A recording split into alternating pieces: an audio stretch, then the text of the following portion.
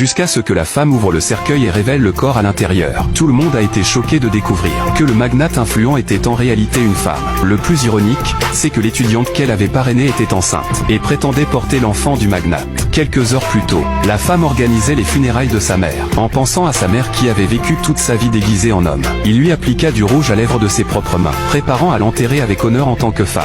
Mais avant qu'elle ne puisse révéler la vérité, une femme en rouge enceinte fit irruption. Et sans dire un mot, renversa le brasereau, puis sans aucune honte. Devant tout le monde affirma que l'enfant qu'elle portait était celui de son père. L'inquigne, tu es la maîtresse, doit aussi me donner une explication. L'enfant que je porte est le tien. La femme resta figée sur place. Elle ne pouvait pas croire que l'honneur de sa mère soit terni même après sa mort. À ce moment-là, la fille rusée sortit un certificat de l'hôpital. Elle affirma que le milliardaire avait dit de son vivant que si elle portait un garçon, toute sa fortune lui reviendrait.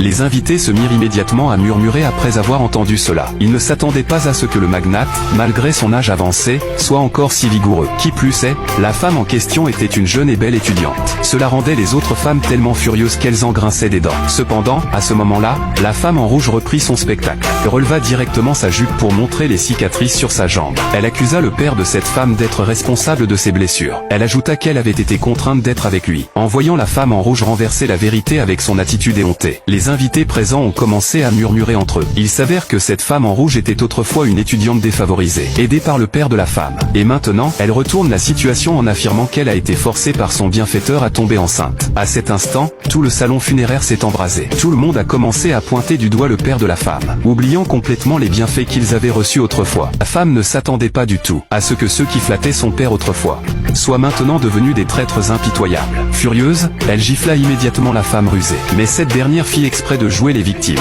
affirmant que si elle mourait sous les coups de la jeune femme, son enfant à naître ne survivrait pas non plus. Voyant que l'autre continuait à faire des histoires, la femme a perdu patience. Elle a immédiatement appelé la sécurité pour la faire partir. Mais à ce moment-là, son fiancé est soudainement arrivé. Elle pensait que son fiancé venait l'aider. Mais contre toute attente, il a publiquement admis que la femme en rouge et le père de la femme étaient effectivement amants. Il a même présenté des photos compromettantes comme preuve.